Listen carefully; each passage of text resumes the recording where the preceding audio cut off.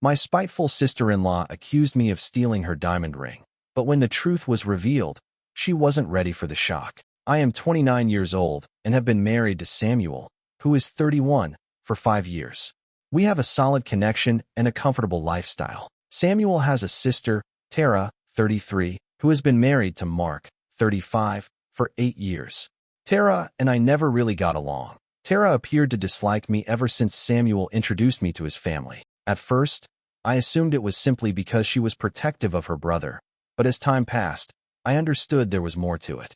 I was raised in a middle-class family. My parents worked hard to support me and my siblings. We never had luxuries, but we always had what we needed. I went to college on scholarships and worked part-time jobs to cover my expenses. Following college, I took a job at a technology company and worked my way up. Tara, on the other hand, hailed from an affluent household. She never had to worry about money and received everything she desired. She attended an expensive private college before marrying Mark, who was also from a wealthy background. Tara didn't work and spent her time shopping, visiting spas, and attending social gatherings. When Samuel and I began dating, Tara made it apparent that she did not think I was suitable for her brother. She would make snarky remarks about my clothing, employment, and background. Despite the fact that Samuel was seeing me, she was constantly trying to match him up with her wealthy friends. Despite Tara's attitude, Samuel and I married. Our wedding was simple yet gorgeous. We paid for it ourselves and held a small ceremony for close friends and relatives. Tara complained about everything at the wedding, including the food and decor. She even donned a white outfit, which I chose to overlook to avoid controversy. Samuel's career skyrocketed following our marriage. He was promoted numerous times and began earning a decent salary. We were able to buy a wonderful home and go on vacations. This seemed to aggravate Tara's jealousy. She was constantly comparing our life to hers, always trying to outdo us. Last month, Samuel's parents invited the entire family to spend the weekend at their lake house. I didn't want to go because of Tara, but Samuel persuaded me that it would be beneficial for family bonding. The first day went fine. We all arrived on Friday evening and dined together. Tara rarely spoke to me, which was okay with me. On Saturday morning, we swam in the lake. After lunch, Tara recommended we all play board games. While we were playing, Tara continued to show off her beautiful diamond ring. She made a big deal about how pricey it was and how her father had surprised her with it on their anniversary. I complimented the ring politely, but Tara simply rolled her eyes. Later that afternoon, I decided to have a nap. I was fatigued after driving and swimming. I walked to the guest room Samuel and I were staying in and fell asleep. I awoke about an hour later to shouting. I walked downstairs and discovered Tara screaming and crying. She yelled that her diamond ring was missing. Everyone was attempting to calm her down and help her find it. Tara was turning the living room upside down, tossing cushions and peering beneath furniture. Tara then pointed at me and cried that I had taken her ring. She claimed I was envious of her ring and wanted it for myself. I was astonished and denied it right away. Samuel defended me, stating that I would never do such a thing.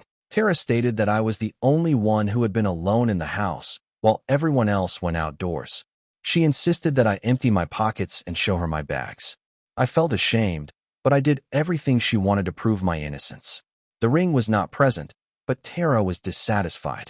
To my dismay, Mark chimed in and accused me of hiding the ring somewhere. He stated I must have done it out of envy and recommended we check our room. I could not believe what was happening. I looked to Samuel's parents for help, but they looked apprehensive. Samuel's father suggested that we all search the house thoroughly. We looked everywhere for hours and couldn't find the ring. As time passed, I noticed uncertainty creeping into everyone's eyes. Even Samuel's mother, who had always been friendly to me, gave me skeptical looks. By dinner time, the mood was terrible. Tara was still crying, and Mark was soothing her while staring at me. Samuel's cousins were whispering amongst themselves, and I could sense their accusing eyes. The breaking point came when Samuel's father pulled him aside. I overheard him instructing Samuel to man up and make me return the ring or pay for it. He claimed the ring was worth hundreds of dollars, and Tara was upset. Samuel lost his temper. He yelled at his father, stating he couldn't believe his own family would make such accusations without evidence. He exclaimed that I was innocent and Tara had probably misplaced the ring. This resulted in a heated argument, with everyone taking sides. I felt terrible. I couldn't believe what was occurring. My husband's family treated me like a criminal, even though I had never stolen anything in my life. In the middle of the quarrel, Samuel grabbed my hand and told me we were leaving. He informed his family that he was upset with them for leaping to conclusions and mistreating me. We packed our stuff quickly and went, despite his parents' objections. Samuel was seething as he drove home. He repeatedly apologized to me, claiming he couldn't believe his family would do this. I was astonished and didn't know what to say. I felt bad for fostering this schism in Samuel's family, even though I knew I had done nothing wrong. When we arrived home, Samuel's phone was swamped with messages from his relatives. Tara demanded we pay for the ring. Mark had sent me a lengthy text accusing me of wrecking their lives through jealousy. Samuel's parents asked him to be reasonable and return to work things out. Samuel blocked all of their numbers that night. He said he didn't want to speak with any of them until they apologized to me, but I could tell how much this was hurting him. He adored his family, and this split was tearing him apart. A week has gone by, but the situation has not improved. Tara has been posting on social media about how I took her valuable anniversary gift. Some of Samuel's extended family members have contacted us, encouraging us to do the right thing and pay for the ring to maintain peace. I am at a loss.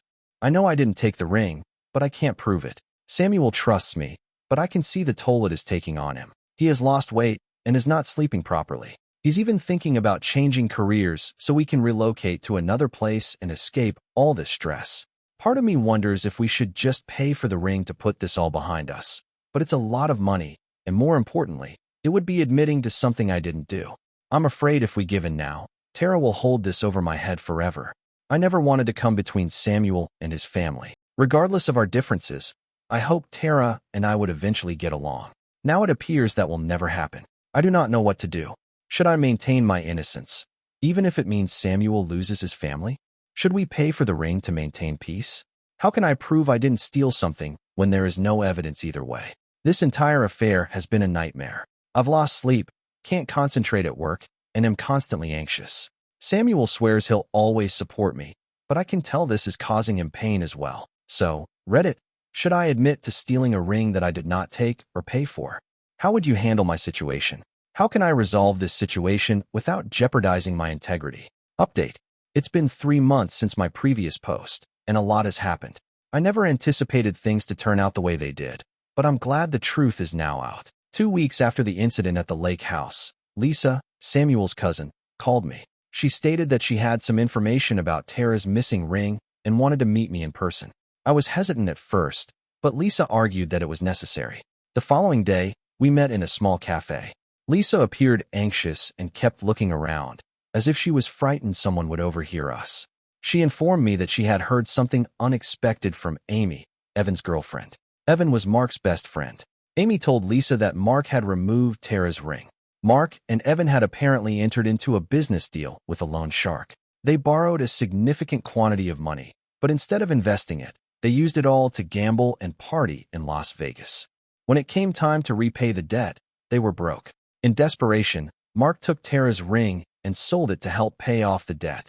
He then used the family gathering to stage the ring's disappearance and blamed me. I was stunned. I couldn't believe what I heard. Part of me was happy that I wasn't insane and hadn't taken the ring, but another part of me was angry and upset that Mark would do this to his own wife and then blame me for it. Lisa stated that she did not know what to do with this information. She felt bad for keeping it a secret, but she was frightened of causing additional family problems. I thanked her for informing me and told her that I would handle it responsibly. When I arrived home, I told Samuel exactly what Lisa had said. At first, he was skeptical. He couldn't believe his brother-in-law would do anything like this. But as we discussed it, things began to make sense.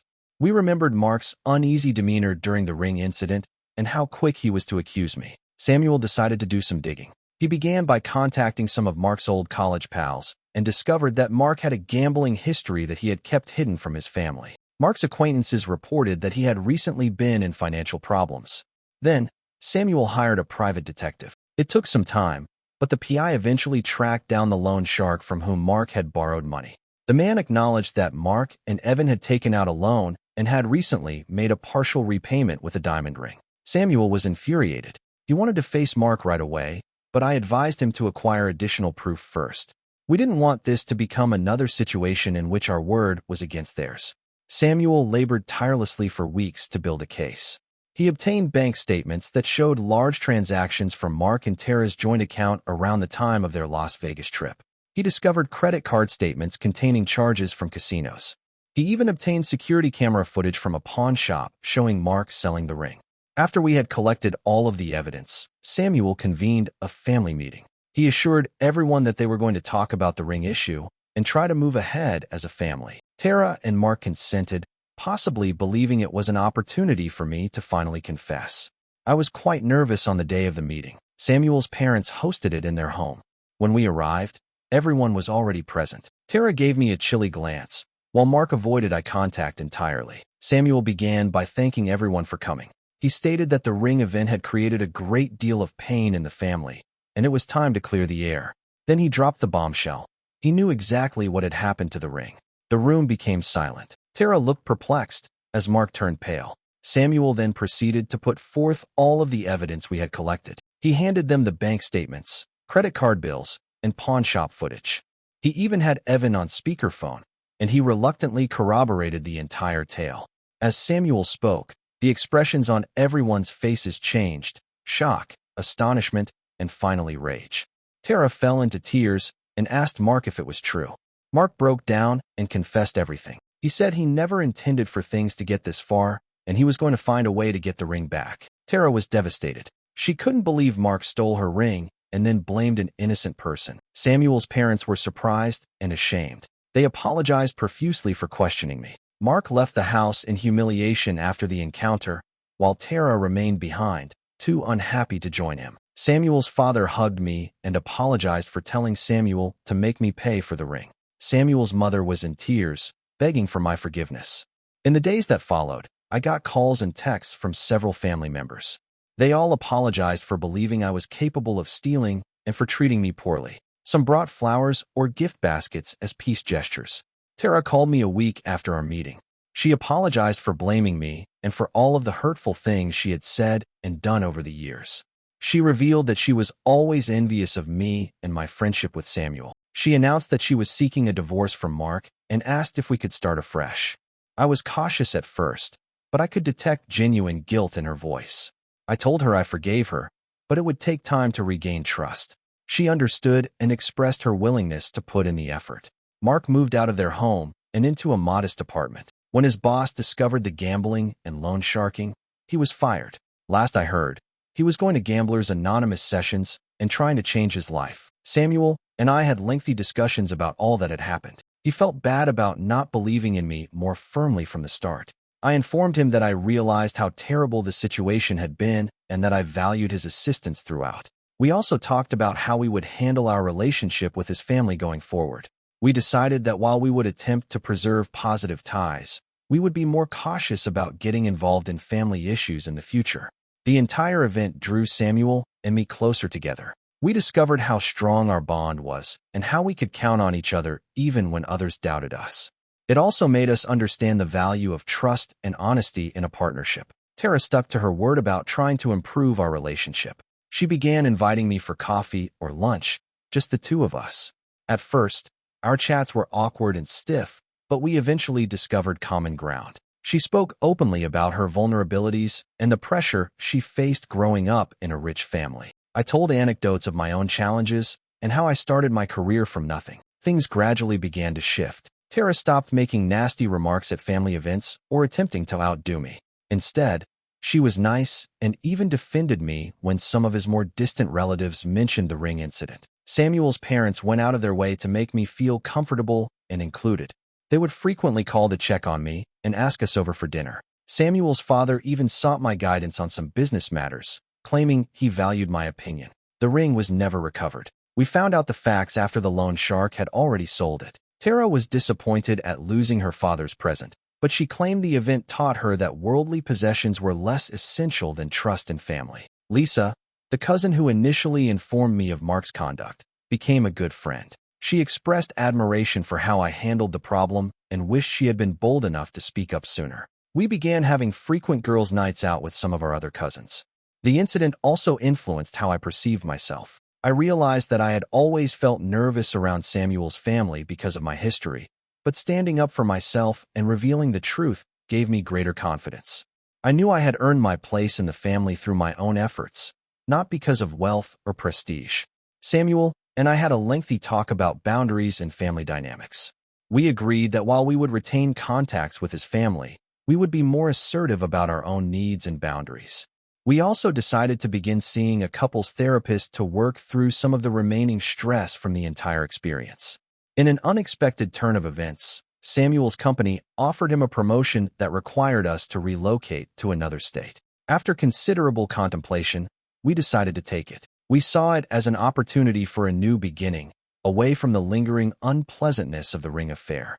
We received different reactions from our relatives when we announced our decision. Some were saddened to see us leave, while others recognized our need for space. Tara, in particular, appeared unhappy but stated that she supported our decision. She pledged to continue working on our relationship long distance. As we packed up our house and prepared to leave, I thought about everything that had happened, the false charge, the family turmoil, and the discovery of the truth. It all seemed strange. I never knew that a misplaced ring could cause so much havoc while also leading to so much personal progress. I learned significant lessons about advocating for yourself, gathering facts before making accusations, and the power of forgiveness. I also learned that family dynamics are complex and that it is acceptable to establish limits, even with kin. Samuel and I are enthusiastic about our new journey in a new city. We're excited to start a new life, free of the shadows of previous family dramas. We intend to visit during the holidays and stay in touch, but we also want to build our own customs and social circle. Tara and I had a rather emotional last talk before the relocation. She thanked me for giving her a second chance and promised to be a better sister-in-law and friend. She even joked about visiting us in our new city to show that she could have fun without her nice clothes and pricey jewelry. Looking back, I could not have imagined how things would turn out when I published my first post. Life has a tendency of shocking us, and the truth can be stranger than fiction. While I wouldn't wish the experience on anyone, I am happy for the growth and adjustments it has brought to my life and relationships.